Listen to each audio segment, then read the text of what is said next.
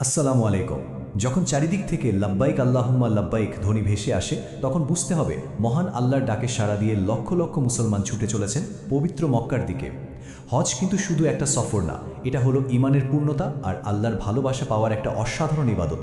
যারা জীবনে প্রথমবারই পবিত্র যাত্রায় যাচ্ছেন, তাদের জন্য আমাদের আজকের এই আয়োজন। আমরা চেষ্টা করব হজের নিয়মগুলো একদম সহজ করে ধাপে ধাপে বুঝিয়ে বলতে। চলুন তাহলেই শুরু করা যাক। যে কোনো সফরের আগে যেমন তার উদ্দেশ্যটা জানা খুব জরুরি, হজের ক্ষেত্রেও কিন্তু বিষয়টা ঠিক তাই। হজের মূল ভিত্তিটাই হলো আল্লাহর তরফ থেকে আসা এক পবিত্র আহ্বান। পবিত্র কোরআনের এই আয়াতটাই হলো হজের মূল ভিত্তি। দেখুন, এখানে আল্লাহ কিন্তু একদম পরিষ্কার করে বলে দিয়েছেন, যাদের আর্থিক এবং শারীরিক সামর্থ্য আছে তাদের ওপর জীবনে একবার হজ করা ফরজ। মানে এটা কোনো ইচ্ছের ব্যাপার না, বরং আল্লাহর পক্ষ থেকে একটা সরাসরি নির্দেশ।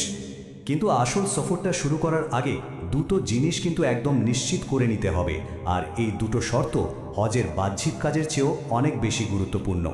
প্রথমটা হলো, হজের পুরো খরচটা অবশ্যই হালাল বা বৈধ উপার্জন থেকে আসতে হবে। আর দ্বিতীয়টা হলো নিয়ত। নিয়তটা হতে হবে 100% খালেস, মানে শুধু আল্লাহকে খুশি করার জন্য। অন্য কোনো দুনিয়াবি উদ্দেশ্য থাকলে কিন্তু হবে না। তো এই মানসিক আর আধ্যাত্মিক প্রস্তুতি যখন হয়ে গেল, তারপরে শুরু হয় সফরের প্রথম আনুষ্ঠানিক ধাপ, যেটাকে আমরা এহরাম বলি। আর ঠিক এখান থেকেই হজের মূল কাজগুলো শুরু হয়ে যায়। এহরাম মানে কিন্তু শুধু দুটো সেলাই ছাড়া সাদা কাপড় পরা না, এটা আসলে একটা বিশেষ মানসিক অবস্থা। এই পোশাকটা পরার সাথে সাথে একজন হজ করতে যাওয়া মানুষ দুনিয়ার অনেক কিছু থেকে নিজেকে দূরে সরিয়ে নেন। ভাবুন একবার, ধনী গরিব রাজা প্রজা সবাই এক পোশাকে এক পরিচয়ে আল্লাহর সামনে হাজির। কি দারুণ একটা সাম্যের প্রতীক, তাই না? এই অবস্থাতেই হজের আসল আনুষ্ঠানিকতা শুরু হয়। আচ্ছা, এবার চলুন হজের একেবারে মূল পর্বে ঢুকে যাই।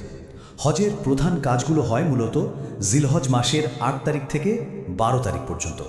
চলুন এই 5 দিনের সফরটাকে আমরা একটু কাছ থেকে দেখি। পুরো হজের সফরটা কিন্তু এই কয়েকটা জায়গাতেই ভাগ করা। 8 তারিখে মিনায় পৌঁছানো দিয়ে শুরু, এরপর 9 তারিখে আরাফাতের সেই ঐতিহাসিক ময়দানে থাকা, সেই রাতটা মুজদালিফায় কাটানো, আর সবশেষে 10 থেকে 12 তারিখ পর্যন্ত মিনা আর মক্কায় বাকি কাজগুলো শেষ করা।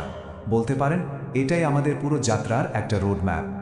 হজের প্রথম দিন মানে 8ই জিলহজ, হজযাত্রীরা মক্কা থেকে মিনার দিকে যেতে শুরু করেন। মিনাকে বলা হয় তাঁবুর শহর। চারিদিকে শুধু তাঁবু আর তাঁবু, একটা অন্যরকম পরিবেশ। এখানে দিন আর রাত কাটে ইবাদত, দোয়া আর নিজের ভুলগুলো নিয়ে ভাবার মাধ্যমে। এটা আসলে হজের সবচেয়ে গুরুত্বপূর্ণ দিনের জন্য একটা মানসিক প্রস্তুতি। আর এর পরে আসে সেই দিনটা, 9 জিলহজ। এই দিনটাকে বলা হয় হজের মূল স্তম্ভ বা হজের হার্ট। এই দিনের আমলের উপরেই কিন্তু হজের কবুল হওয়াটা অনেকাংশে নির্ভর করে। রাসূল সালের এই একটা কথাই বুঝিয়ে দেয় এই দিনটার গুরুত্ব কতটা। তিনি বলেছেন, আরাফাতে অবস্থান করাই হলো হজ।